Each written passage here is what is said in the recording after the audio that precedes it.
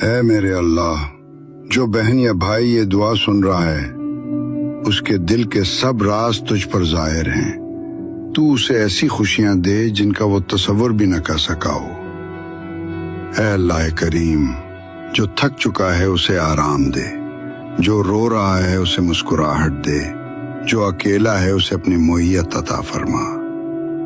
اے میرے پروردگار، جس کی دعائیں طویل ہو چکی ہیں، جو صبر سے تھک چکا ہے، اسے جلدی اپنی رحمت کی خوشخبری سنا دے۔